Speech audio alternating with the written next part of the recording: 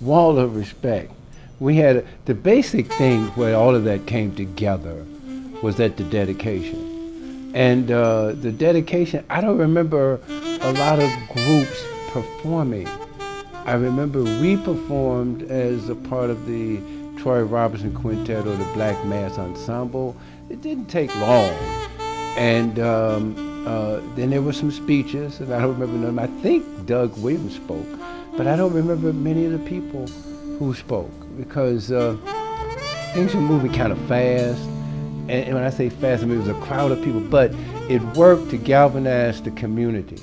And so each day people would come by and watch, but there weren't 10, 20 people just kind of passing by because it created a situation where the artist was relating, public artists particularly, relating to the community. People would pass by and say, hey, I like what you're doing, and watch and become visible. At the dedication, it's the first time we had hundreds of people that came. And when the poetry, there was poetry. I remember there was a poem by Amir Baraka, and he's always been one of my personal models, personal hero in his poetry. And there was a poem by him. And it was called Calling, Calling, Calling.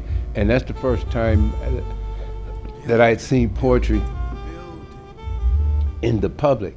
And I said to myself, wow, I like that. I was amazed, surprised, like I think everybody, that they took the time to write some words on the wall. And then, but I was also upset that they didn't let the poetry, the words, stay there very long. But it had a very powerful effect, the wall, in bringing people together with energy and unity. And I think, in my opinion, the movement for the music went from the street, from when we played the dedication, to the workshop, which we had every Saturday, and some of the artists there, and many of the people. So it became a place whereby people wanted something to do. They wanted somewhere to go. That same year, and that became Troy Robertson's workshop because there weren't any stabilized places to go or to have a happening or to be involved with. The AECM was playing music at wherever they could, at different venues, different sets. Sometimes it was in a bar or tavern that would have a lot of seats, and sometimes at the Lincoln Center on 39th Street, which is now the Center for Inner City Study. And so they had different, sometimes a church, but there was no set, stable place where you could hear music all the time. Or sort of when we did the alley, the city, but there was nothing stable happening at the Wall of Respect, like concerts every week or something like that. Because that moved to Troy Robertson's workshop, then that moved to Jazz in the Alley the next year. When we did Jazz in the Alley, people wanted somewhere to go, so they would come every week. It blossomed into thousands of people coming to the alley every week to be around. It was like a communion of church. It happened every Sunday, just automatically. And so the city took that impetus of jazz outside and saw how the people came and loved it. And so they took that energy, that thought, that starting point, and moved and created jazz downtown at the Petula Band Shell. Then they also saw Catton and myself. So I was one of the first few people to embrace children in the art, because at the end of the alley where we painted, there was a school, Willard School. Kids would pass by the wall that we were painting on, going to school, and they said, "Can we paint?" So then I started letting them paint. Then some people saw, and kids are beautiful, and they love art. At that time, they still had art in the school. So then they created Gallery 37 of children painting in the alley. That was the first format for that to happen. The city saw the unity of the people coming together from the Wall of Respect, Daley and Richard J. Daley, and they couldn't seemingly tolerate or want to see happen black people coming together in community. So they couldn't wait. So they created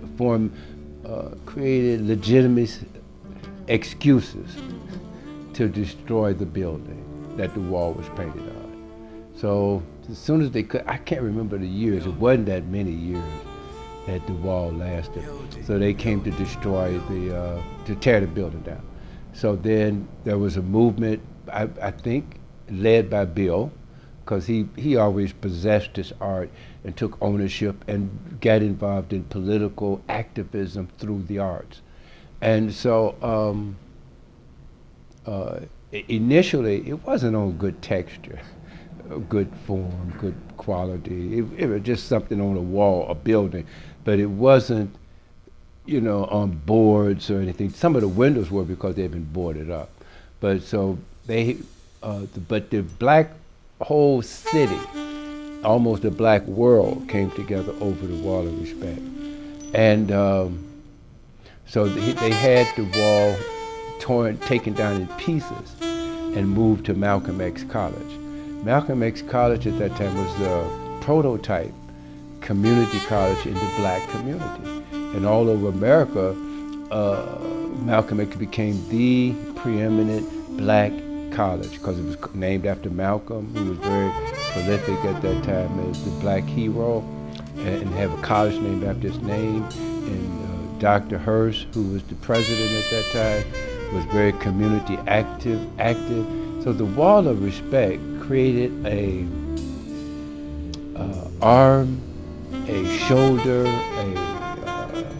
a force in the black arts community, that black people's art is important and significant and must be respected. And also the Wall of Respect created an antagonism with the political white community, who did not want to see black people coming together, particularly over art expression. And actually, it appears that so they tried to destroy the Wall of Respect. It was taken to Malcolm X.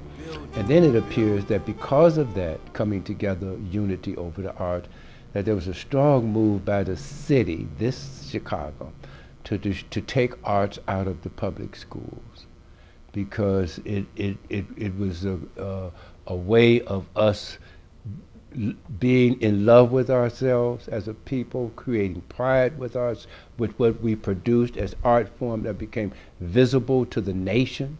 And people from all over would come to the wall, and for the little time it lasted, just to partake in it, just to see it. And then I said, move to the alley, and people from all over the world would come and hang out in the alley. And it was a spiritual rejuvenation aspect of tribes, of our people coming together, representing pride throughout America. And it actually ignited what we call a black arts movement throughout America, or the mural movement throughout America. And other aspects have taken over, have gotten involved, other communities. So it's been from the black community to the Hispanic to the white community, to get involved with art, with public art. Sit down to earth to create.